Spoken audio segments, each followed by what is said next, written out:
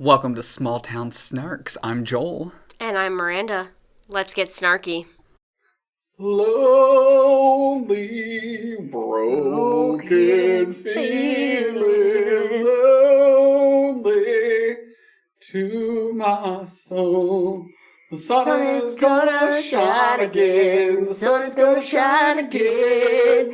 Sun is gonna shine again. The sun is gonna shine again. Something tells me it'll be alright. Something tells me it's gonna be okay. The first part of that was not, that did not line up appropriately with the second part, but that's okay, because we're back, and we're going to talk more about it. Yeah. I had all the words just put together in my mind. That was an interesting... starting point? Statement. Huh. Were you talking about the first part? Yeah, the lonely part going of into the song. Yeah. The lonely part going into Sun is Gonna Shine Again. Yeah. That was not the accurate way to do that, but that's okay.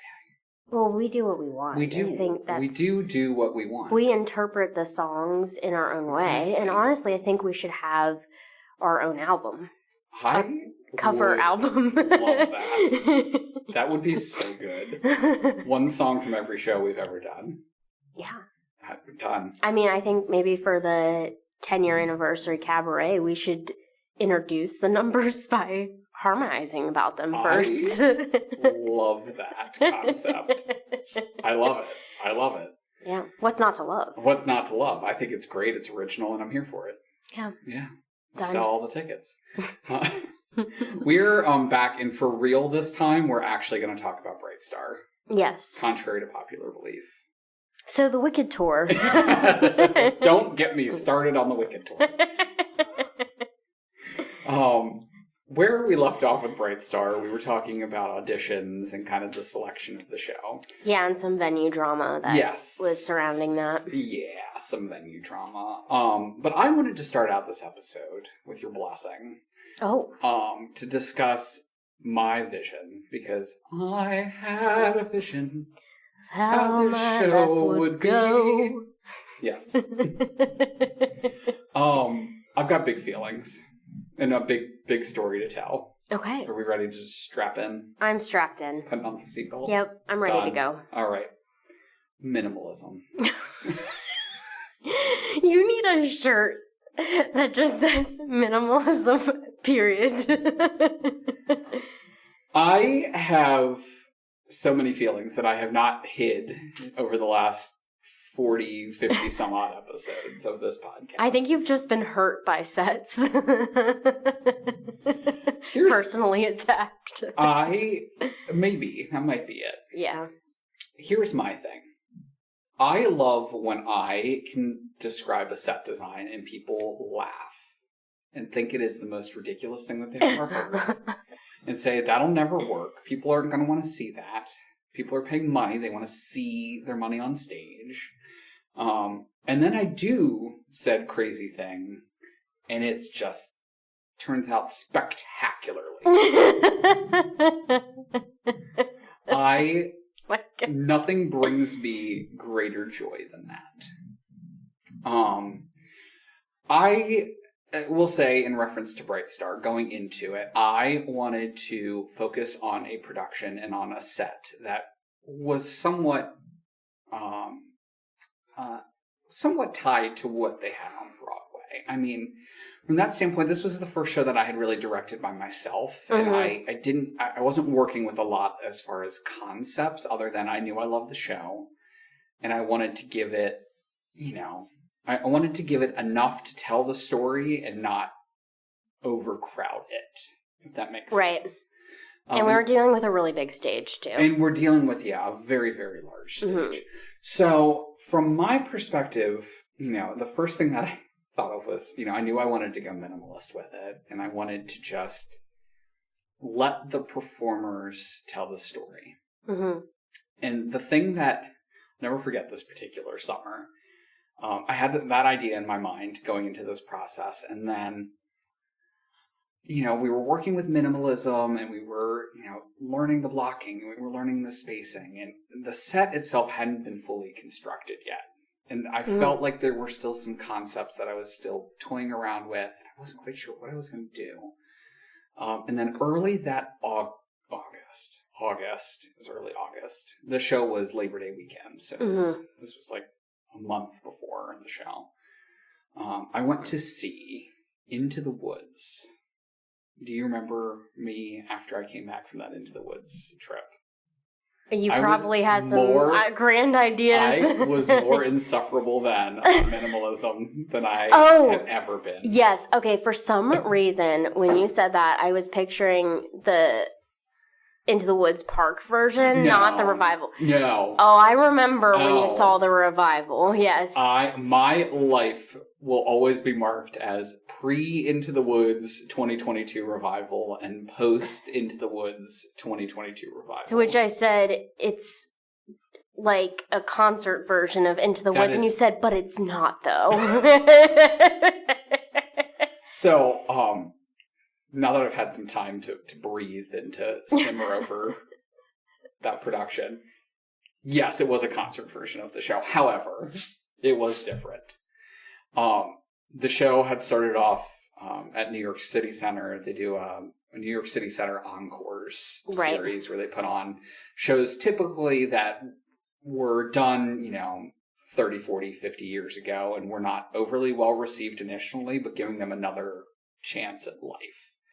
And this summer they had decided they were doing Into the Woods, and it was going to be the star-studded event with Sarah Bareilles and Gavin Creel, who since passed, Patina Miller. Oh, how could I forget Patina Miller? I know. Just think about her arms, and then she'll come to you. It's a hard thing to forget about. Brian Darcy James, it was like the who's who of Broadway was coming to town to do this. Oh, and off Broadway, the City Center original concert version, Neil Patrick Harris was the baker. It was this whole thing. And then they announced that this concert version was going to go to Broadway, without Neil Patrick Harris, but some other names and whatnot. I saw this production and I was flabbergasted. I could not, for the life of me, understand how I could feel so invested in a story without having it fully painted out for me. Mm-hmm. So to describe the set of this production of Into the Woods, it was 3 platforms with, I think there were ramps on each side of the platforms going down to the next level down. There were trees, and then the orchestra was on stage. But what they did to delineate space as far as the actors keeping themselves separated from each other, the pieces of the set, whenever they needed something specific for the story, they would bring it in such a way that it just drew you into the scene. Mm-hmm. And it was just so uniquely staged that I was just like, this is theater. This is it. I've reached the pinnacle. I found it. How can I bring just a slice of this back to Bright Star back home? And the other thing that I really picked up, and coming into this has been a mindset that I've had now after this production and after the work that I've done on Bright Star, but I've found with minimalism, the thing that I love most is that I, as an audience member, am watching this show and I get to paint in my mind a picture of what I'm seeing and what's being set in front of me. And you could be seated right next to me watching the same story that is told through in a minimalist staging. And you could be imagining it or experiencing it in a completely different way. Whereas if we're going to see Legally Blonde, and I just say that because I'm looking across the room at a poster of Legally Blonde, and you have a sorority house that is incredibly detailed, pink walls, and there's immaculate doors, and they're all decorated, and the house is grandiose, and there's chandeliers, and you're seeing all this crazy stuff. I see the sorority house great. It's a sorority house. Great. Okay. And I love Legally Blonde, don't get me wrong. But, like, when I see something that's minimalist, I'm seeing it and I get to say, wow, this is the woods. Okay, in my woods, I have these trees, but I also have these giant trees. And these characters are coming out from these different areas. And I get to create that in my mind as an audience member. And it's, I 100% get, and I know you and I have had this debate many times over the years. Many times over the years. Joel, you need something. But it's not for everybody. It's not something that everybody loves. People love to, and I also love this. I don't think every show should be minimalist. I've directed many that haven't been. But for some people, they really love that thought piece. It makes you think even more about the show. And when a show has so little to it, and I am so enamored by the storytelling, that is the pinnacle of theater for me. Yeah, I think it definitely depends on the show. Yes. On if it'll be effective or not. And I also think with the Into the Woods revival, part of it is they were able to do that because the names in that show were going to sell the show. Mm-hmm. And I think it would have been a hard sell if they didn't have that name recognition, them doing, like, it that minimalist. Yeah. So that's where my business brain goes of, like... Well, and then I think of other shows, not to interrupt you, but just like other shows that City Center has done that have also transferred to Broadway. Now, granted, everybody has their qualms about Chicago, but it is of the same vein. I mean, there is no set. It is a box on stage that holds the orchestra, and everything just happens around this box that has the orchestra in it. And, you know, I've seen, you know, Into the Woods and I've seen Chicago, and Chicago doesn't have the same effect, or didn't have the same impact on me as Into the Woods did. But there's also been other shows that have been similarly staged in recent years like that. And I think of, like, Parade. The revival of Parade 2 years ago now, was exquisite. Probably top 5 Broadway shows I've ever seen in my life. But it was minimalist, but it had more than Into the Woods did. And it relied a lot on projection and also other, you know, set pieces that delineated space, which was great. Was that the same guy that did Sunset Boulevard? Did Parade or different person. Okay. Yeah, Parade was Michael Arden. Okay. I believe. Yes. Yeah. And then Jamie Lloyd did Sunset Boulevard, which again, another show that I could not shut up about. That show, for those of you who are like, what is the extreme version of Broadway theater that goes minimalist? Look up Jamie Lloyd. Look up Jamie Lloyd's A Doll's House, which had 5 chairs and an empty stage with a revolve. Jamie Lloyd's production of Sunset Boulevard was an empty stage with some... It's just giving lights. Like college theater. It's like you have a box, but it's also the world, and it's this thing, and blah blah blah. Like, I mean, that's a terrible way of describing it, but they do some pardon my language, but they do some crazy in minimalist theater too. Like his production, I you gotta have a good reason. Him. Yeah. His production of A Doll's House. I mean, everyone knows what happens at the end of A Doll's House. I don't think I'm spoiling it for anybody. It's a over 100-year-old play, but Nora leaves. But in his minimalist production, that again had 5 chairs and a revolve, Nora left, but instead of going out a physical door, she went out the loading door to the theater. Oh my god. And walked out onto the streets of Manhattan. And you could see it in the theater. You watched her walk out the back door of the theater. He just loves people walking outside. I'm just thinking about it right now, and I'm just like, I've got chills. It's like the concept of it, of like, oh my gosh, there's Jessica Chastain walking out onto the street. It's so funny because it's... The reason that impacts you so much is it's like, there's nothing, and then there's something. It's like, that's the formula. There's nothing. But it's so... And then there's something. Dang, is it effective. There were 5 chairs, but then they revealed a house.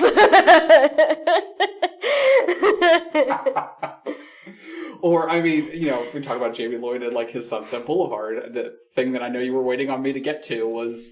he had his leading actor, his leading, his lead character walking out on the streets of Manhattan singing the title song. And he projected it via closed caption camera into the theater, and it was performed live out on the street every single day. Same thing with Evita. Evita was standing, Rachel Zegler was standing on a balcony. That's less crazy than a Sunset Boulevard thing. Having to roll a sound cart to get his microphone to work in the theater. I mean, that is... I have never done this before, because typically I like to, if a matinee is going on, I'm going to go see a matinee, but there were a couple of times where I was in the city and I just happened to be in the right place at the right time to see them set up that process and to see it actually happen live, and like the amount of orchestration it takes to make a Broadway show happen in general, let alone having people walk up and down the street. Do you think Jamie Lloyd has been told no before? Probably. Because I'll never forget seeing that production was in London and seeing all the videos online of this walk, they called it the walk around. See it, or the walkabout, or whatever they called it, happen. And then they announced it was coming to Broadway, and I was like, where the hell on the streets of Manhattan are they going to walk this actor? Like, the streets of Manhattan are not like the streets of London, to my knowledge. I've never been to London, but I'm assuming. Where is this going to happen? How does this happen? How do you make this happen? What is the process that goes into this? Who knows? We're just going to throw them out there. Yeah, exactly. With the sound card. Oh my gosh, but there were like 30 security guards blocking traffic. There were actors. The whole ensemble joins him out on the street. It's crazy. It's madness. Yes. We have to talk about Bright Star, though. Right, I'm going to tie it back to Bright Star, because after all of that, I had Alice Murphy go out and walk to a train track during Bright Star. Oh, so, yeah. Yeah. And she got hit by a train. Yeah. She got hit. Gosh.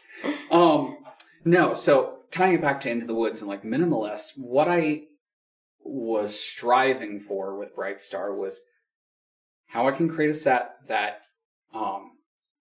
was an homage to the original concept, which the original concept of the show was a platform with a four-sided house on it that housed a portion of the pit. Mm-hmm. And the house would be spun around during the show. The original Broadway concept. Yes, the original Broadway concept. So with ours, what we ended up doing was we had a platform that had a house facade on it that we were able to spin around, and it helped delineate external and internal space that worked really effectively. But otherwise, other than that, we had two other rolling platforms that would come on stage, and then it was just minor things like a desk or a couple of chairs, or and also we had a counter, and the counter was also used for a bar. Yeah. It was very, very intentional, very... You had to have that penny. Things. I did have to have that penny. We had that dang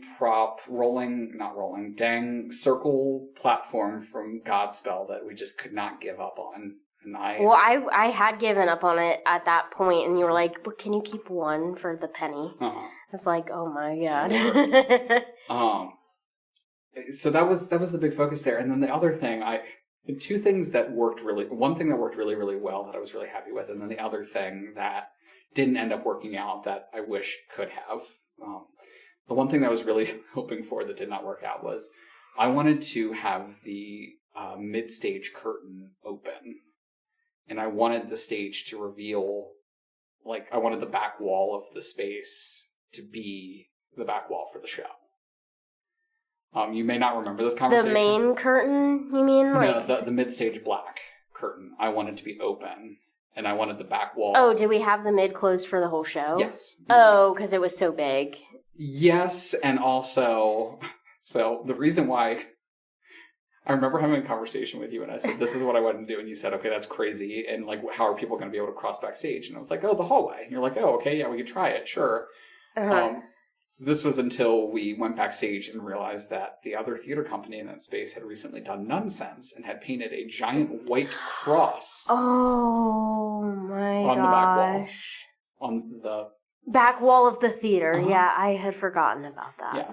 And I said, well, there goes that idea. And it was unfortunate because the back wall in that theater was really, like, from a design perspective, there was, like, some nice, like... It would have been cool. It would have been really cool. I mean, it was a unique idea that didn't work out. But the thing... We should have just painted over it. We should have. That just would have been a lot of work, though. Exactly. And it was work they should have done. Mm-hmm. So. Yeah. But in any event, the thing that I was really proud of was the lighting for Bright Star. Yeah. And this is big, big, big kudos to Jacob for all of, I mean, every light plot that he ever did was incredible. But for this show in particular, there were certain moments where, we've joked about this in the past, and I just think of Jacob all the time whenever I'm doing lights now, but my favorite things ever was just like, he was one of the types of people that I could say something crazy and he'd be like, that's the craziest thing ever, but let's try it. Or like, he would make slight adjustments to any light and I'd be like, ooh, that's the greatest light. I would be so impressed by the slightest of like, it's like when Daryl changes the polar plot and then he's like, everything's perfect now. Yes. Yeah, you change the color, it's perfect. I joke about it now and I say this to other people where like some people, when you work with me, you speak Joel and like you're very fluent in speaking Joel. Yeah. And like there are people that help me with choreography because I'm the last thing you want to be choreographing a musical. That I say speak fluent Joel. And it's an art form in itself, but like Jacob really spoke fluent Joel as much as he probably hated knowing that he could speak Joel. But just every time I think about that show, I mean, there was a moment where half the cast was supposed to be at a party and Alice and Jimmy Ray were down by the water, which we talked about in the last episode or a couple episodes ago about Godspell or whatever we last talked about. I don't know. Time's a construct. But there's a moment when everybody in the town is up at this party and I had the entire cast standing upstage, facing upstage against the midstage curtain. And he had this like red light. It's like a pinkish red light. And it's still one of my favorite photos from that show of like the cast all upstage. And like you could tell like they were clearly, like everything was delineated perfectly. Yeah. They were engaging with each other up there and like they were talking and like, you know. But I actually have a different favorite moment and it involves lighting. From that show? Mm-hmm. Does it involve the end of Act 1? No. Oh, the end of Act 1 is when the baby goes, woo. Yeah. No, it's not that one. Oh, okay. Which one was it? I still think about this. When Jimmy Ray tells Alice what happened to their child and she collapses.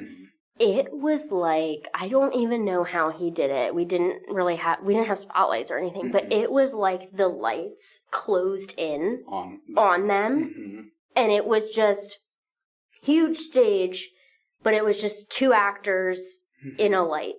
Yeah. And it just, oh my gosh, like he really outdid himself with that one. I mean, that was just... Yeah, that was a nice moment in that show. Something he was really good at was knowing when to go big and knowing when to let the moment be the moment. And I think, especially Bright Star, I think the show spoke to him more so than maybe other shows. Yeah. And he was really like leaning in to the material in such a way where he was helping the actors do their best work. Yes. That's kind of how I felt. Everyone running in sync with each other. Yeah. Was, very much so the case with this show.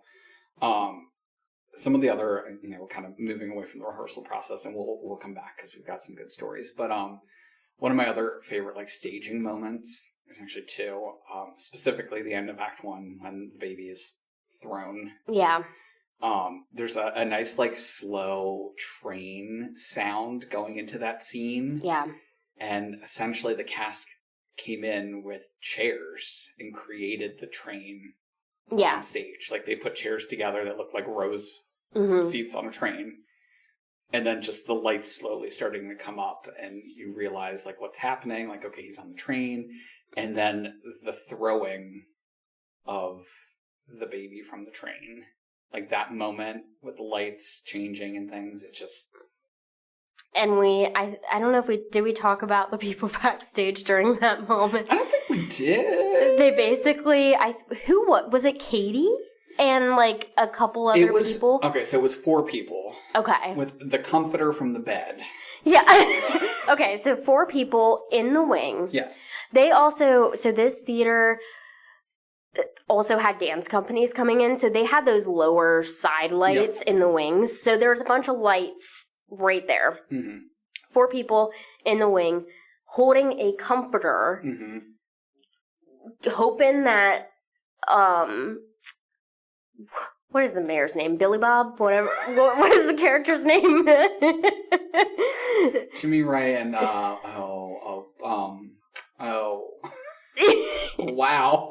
Sally Mae. I'll think of it. The mayor. Okay, the mayor. Mayor Dobbs. What is this? We never know his first name. It's probably Billy Dobbs. Billy. So anyway, Dobbs. they're holding the comforter, hoping that the actor who's playing the mayor will be able to throw the suitcase into the comforter. Uh-huh. And somehow it worked consistently. Nothing about that plan really should have worked, but it did. That was the trial by error of the century. And Well,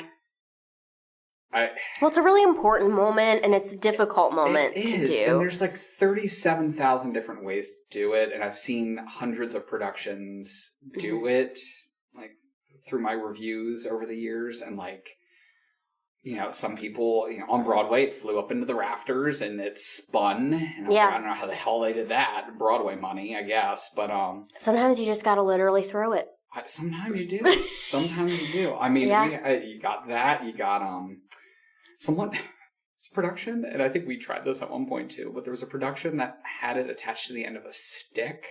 And like when he threw it, the stick went up in the air, and it was, we tried to go like Brechtian with it once, and like have it just floating there the whole time. Like, sometimes you just gotta go literal. So and it did the trick. It got the response. When it didn't hit the comforter, though, which never happened during a performance, but when it didn't, that suitcase was so loud. Yes. That was what I was worried about. Is I was like, if it misses the comforter and it hits a light, it's going to be so loud. Yeah. I'm still really proud of that moment of after he throws it, he just sits down on the train with a newspaper. Yeah. It's a big moment. It is. Yeah. I had we can use this as our transition back to the rehearsal process. One of my favorite moments, and I remember working through this with the performer who played, I need to like look at the list of cast over here.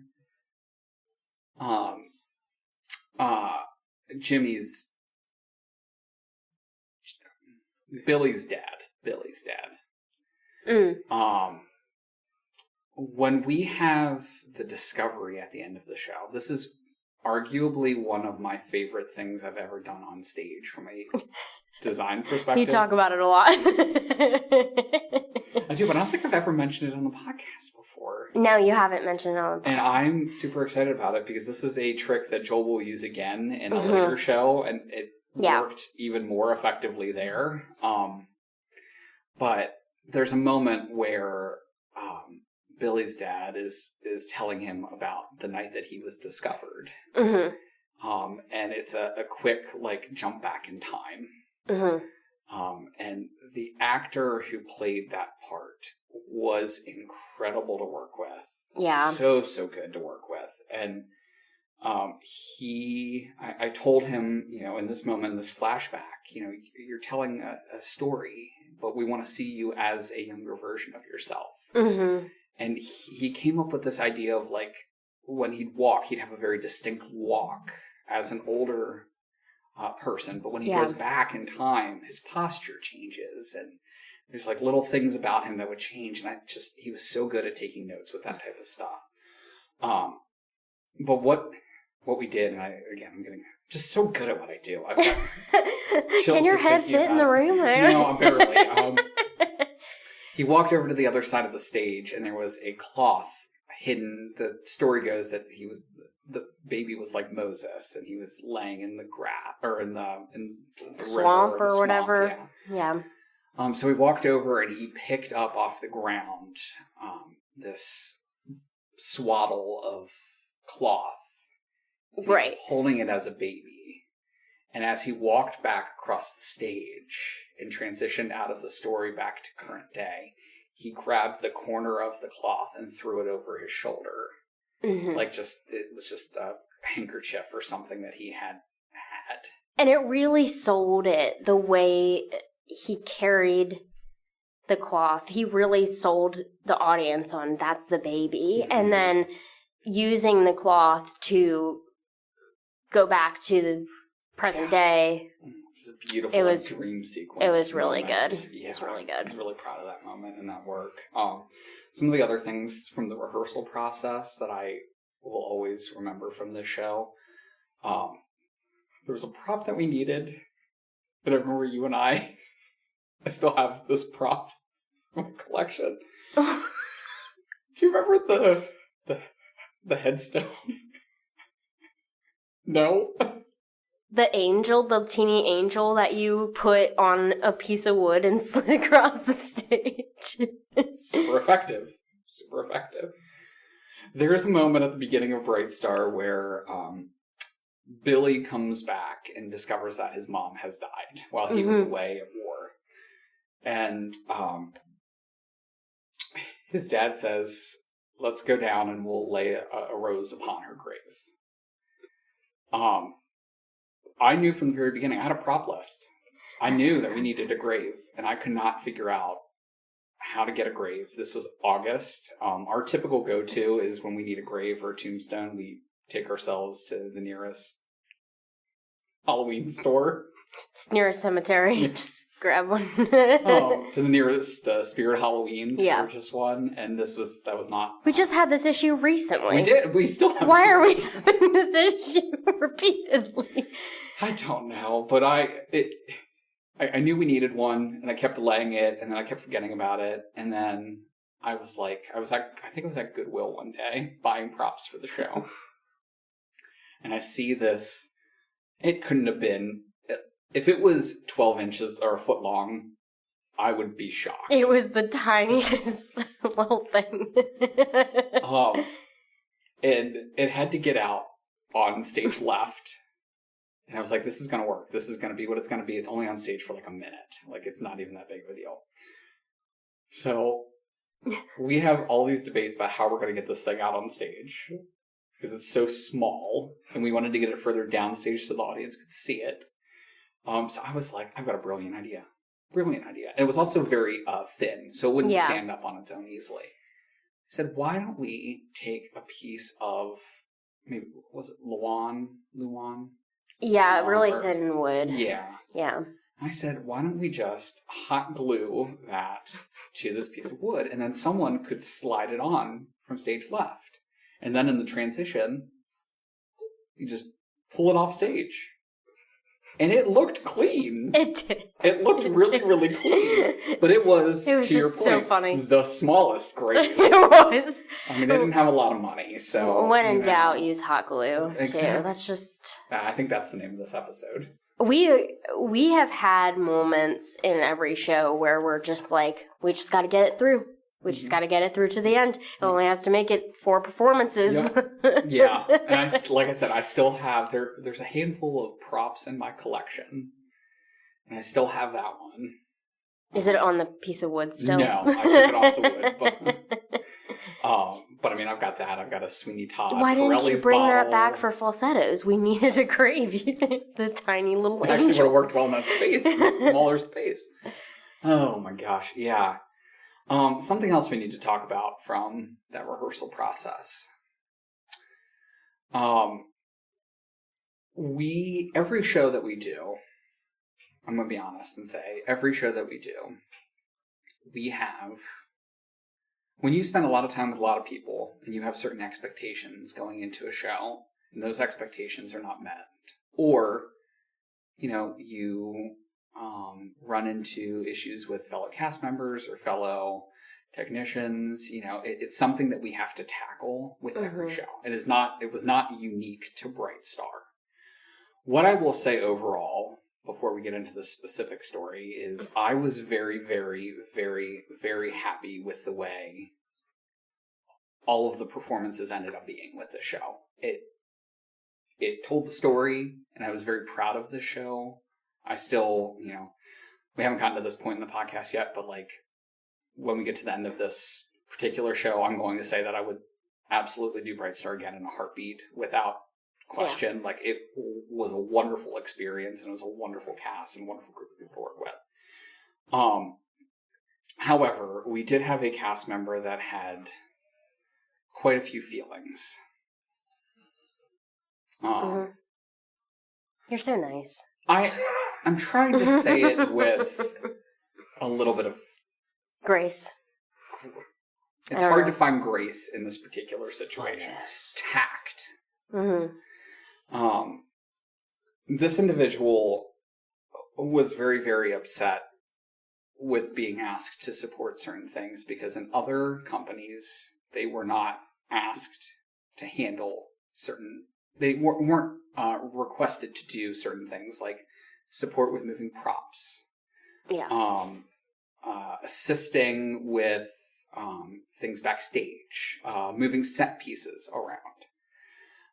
We as a company believe that everybody is part of this show. Now, granted, if there are logistics concerns about, health-related matters or other things like that, we are always willing to find stuff that you can support with. So that way we are all playing this team sport together. But in this particular situation, nothing had ever been brought to my attention that was a concern or, from that standpoint of I can't support with X, Y, and Z.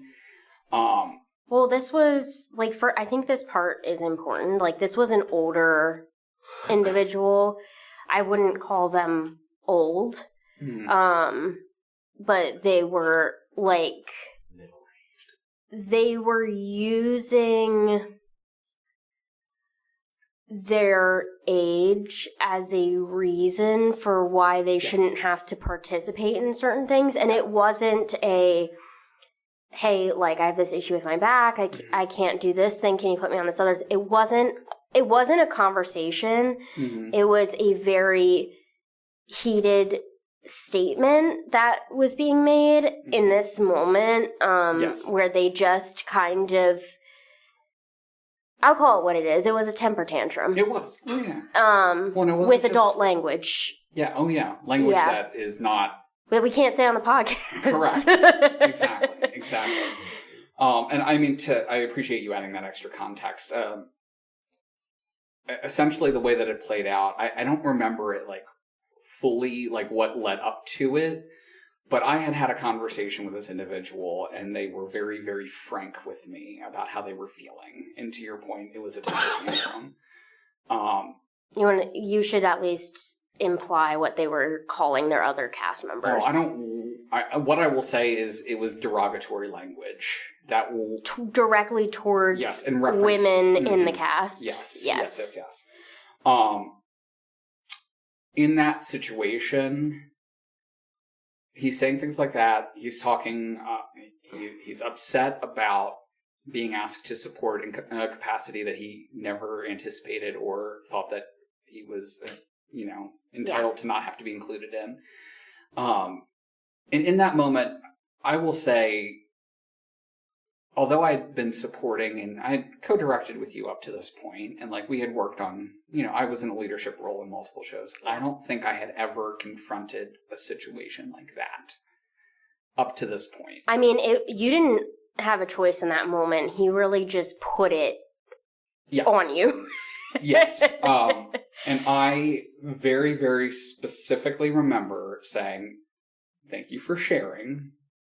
Let me figure out next steps or something along those lines. Mm-hmm. Just kind of dissolve and get out of the conversation. Right. Because I think in that moment, first off, I'm not a confrontational person. That's a shocker to nobody. But I also never want to handle a situation, especially something like that in the immediate, unless someone's in danger or somebody is, it's a safety thing.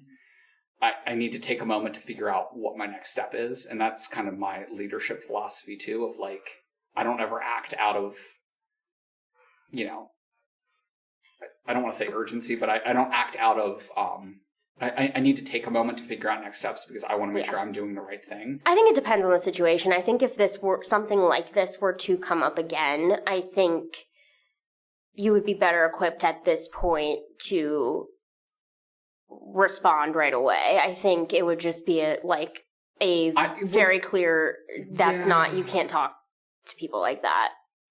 Right. Well, and again, from that standpoint, there was just so much happening in that moment. Like that was just one thing on top of 6 other things, which again, I feel like in many of these circumstances, no one ever comes to us when they're at, here's my list of 12 grievances. It's usually, here's my list of 2 grievances. Or here's like... Right. And it's like, okay, great. I can work with that. Let me figure out how best I can support you. Or if you're using language like that, that's unacceptable in this current circumstance. So in that moment, I diffused and said, I will be back with you in a moment. And I immediately went to find you because I'm like, I don't know how to handle this. And I remember coming up to you and Dakota. I said, this just happened. I'm not sure, but I believe it is beyond just the scope of me responding to it because the circumstances, the language that's being used. Yeah. And his comments are a direct reflection not only on the production, but on the company itself. Right. And I think it requires a further conversation. And I remember saying, I will never question you ever again. That was the last time. And I said, you both might want to go back there. And you looked at me and you said, I'll take care of it. And I was like, one of the many things I respect about you as a person is that you will, especially in that moment where things were so inappropriate, so inappropriate, you don't mince words. And you're like, okay, great. We're going to resolve that right now. And you jumped right in. Yeah. And from a leadership perspective, that's something I have learned a lot from you over the years, but that's one of those things of like, this is how you handle this, and I'm going to go take care of it. And even if you didn't know in the moment, like you were like, I don't know what I'm going to say in this moment, you still jumped in and you said, okay, we're going to take care of this right now. I think there's some layers there. I think, first of all, having a difficult conversation like that it's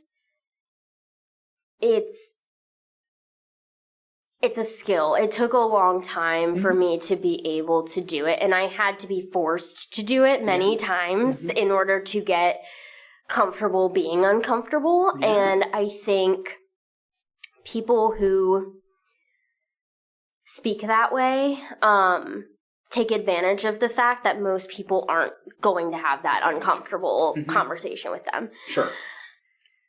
When I remember you said, like, I really think you should both go back there. And I knew it wasn't because you had any impression that I couldn't handle it. It was more like this person is acting irrationally right now, and you had never seen that person in that headspace. Yeah. And I think you were kind of, like, concerned from a safety standpoint of, like, is this person going to lash out? Like, what is this person going to do? And we had a conversation before I went back there, too, of, like, they might walk out. What happens then? And at that point, you were like, well, I could go on. So I was like, okay, cool. Then if they walk out, that's fine. So Dakota had wanted to go back there with me, and especially because of the language they were using to describe the younger women who were in the cast, I really felt that it was important that it was just me, because I felt like, especially if it was my husband going there with me, I felt like that was that would, in his view, immediately undermine what I was saying because I needed backup or whatever. And I remember I pulled him aside. I said, hey, can we talk? So, yeah. And of course, totally different tone, whatever, because they had already yelled at you, right? And I said, what's going on? And that's my favorite thing, is when they know I've heard the story, but I kind of like, I'm like, why don't you repeat it for me? Why don't you tell me what happened? Yeah. And he was telling me about, the other group who would never make him move set pieces and stuff like that. Mm-hmm. And I said, okay. Well, first of all, I said something along the lines of, you can be as mad as you want, but you cannot talk to the cast like that. You cannot call people names. Mm-hmm. It's like, if you want to call me names, fine. Honestly, if you want to call Joel names, fine. Like, if you want to call We'll think about it for a long time. It's like, if you want to call leadership names, okay. Yeah. But, and I know you view this the same way. You're like, go after me, don't go after them. Yeah, like, 100%, because you take almost like a parental role over these people. You get protective over them. And it's like, if you have a problem with something that's happening in this show, you've got a problem with me. You don't have a problem with them. Well, and it's funny you mentioned that, like, this is a process over time. And, like, thinking about this in particular now, we've done a lot of shows, and we've worked with a lot of people, and we understand the dynamics of a backstage area during a show. And if there is one person back there that is causing problems for everybody else, it is going to show up on stage. Oh, yeah. And it is going to make it an unpleasant experience for everybody else. And it's best just to have those conversations to get them out of the way now. Right, and I did say to them, and I used the word that he called these people, but I said, you cannot call your cast members blank. Mm-hmm. And he was like, oh, I know. And he was like kind of avoiding eye contact. And I said, you know better. Mm-hmm. And I know you know better. Mm-hmm. And I also said something along the lines of, we don't have the luxury of having other people dedicated to just moving the set. And that is something I've heard time and time again about our company. We get actors in here from time to time, and they, sometimes they're the lead, and they have to move something because it's the person who is available who can move something. Yeah. We don't have a dedicated tech crew at this time. It's us, and usually we're running the sound or the lights. And for some people, that's off-putting. I get it. It's not everyone's cup of tea.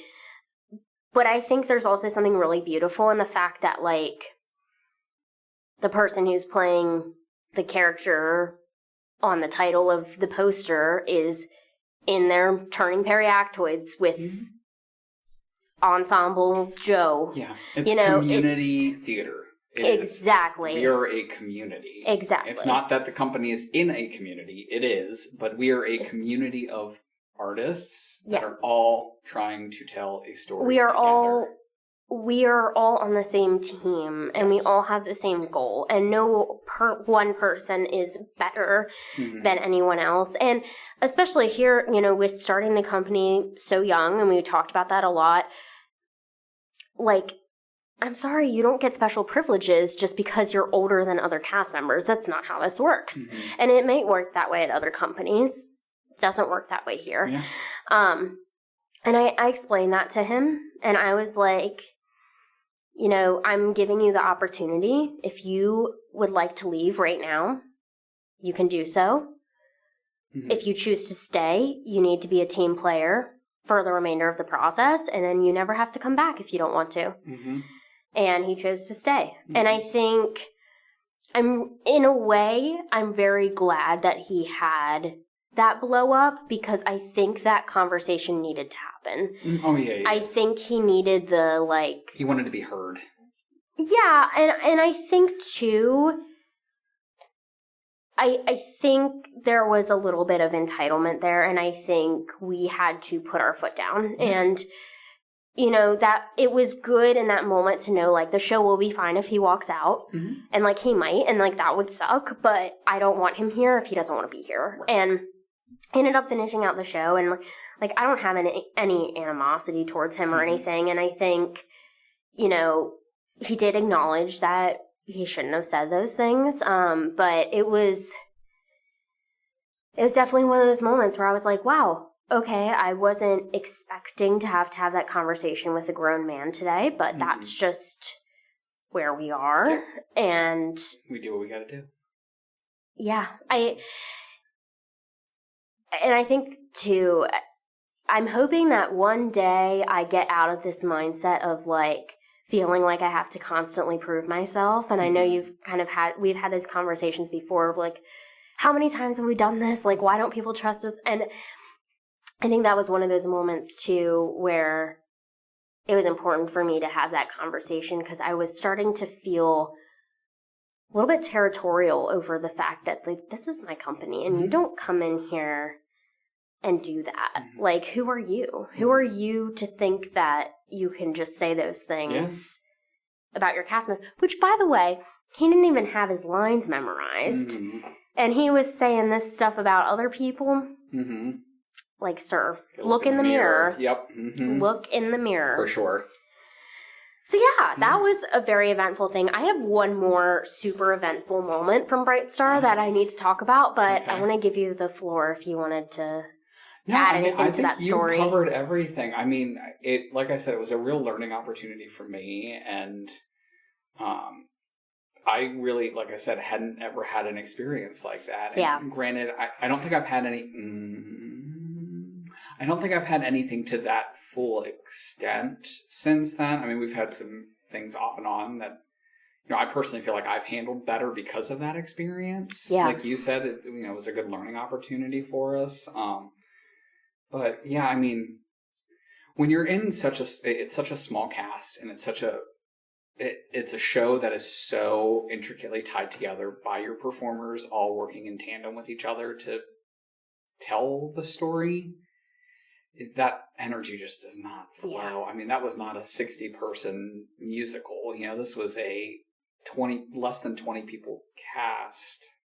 Well, and I think getting screamed at by a parent during my first show really fundamentally changed me and made me better equipped to expect the unexpected from people sometimes. And adults are just kids in bigger bodies. It's just, there's a lot of feelings there. A lot of feelings. Yeah. What was this other story from Bright Star? Oh, this one's good. Oh. Okay. I don't know if you remember. So. You may have blocked it from memory. We were doing an evening show. I don't remember what performance it was. And before the show started, Jacob had pointed out that the parking lot lights were out. Oh, yeah. The lights were out. Yep.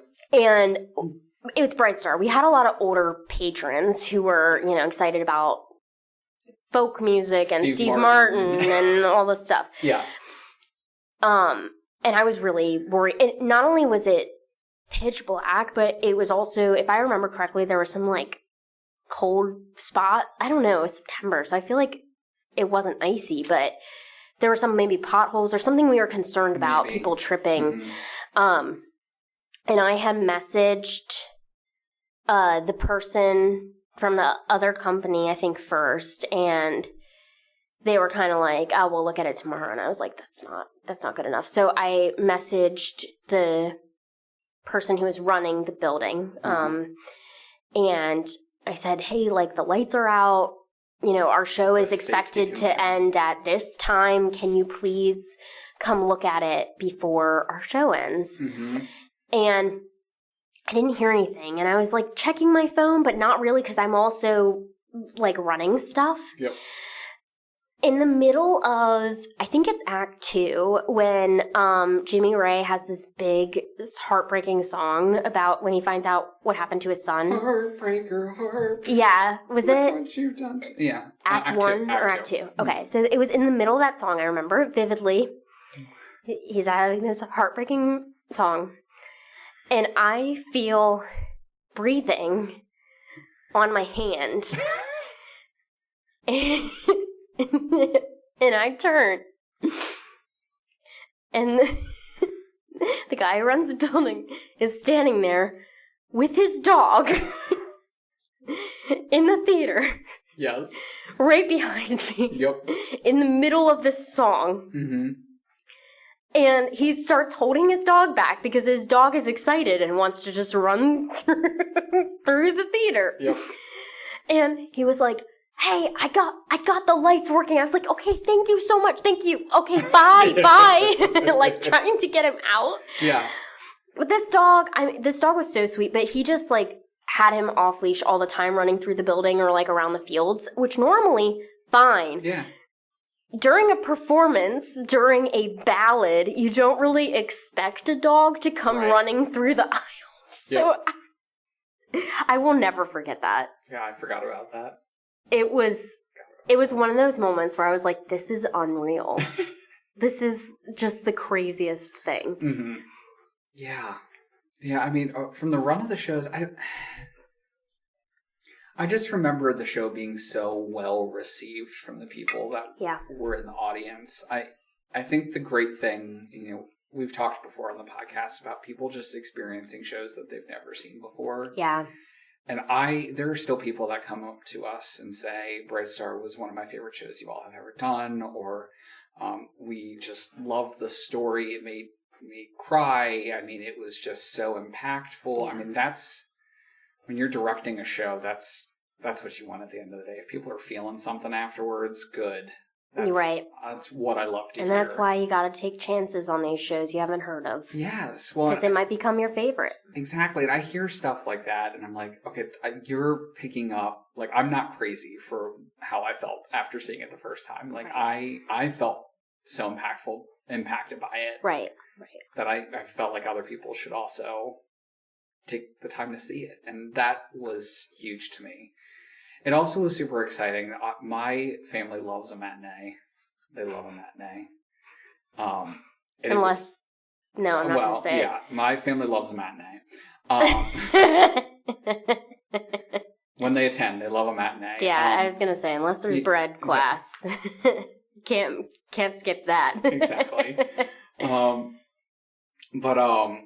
So for Bright Star in particular, I was very happy that I had so many members of not only my immediate family, but my extended family there.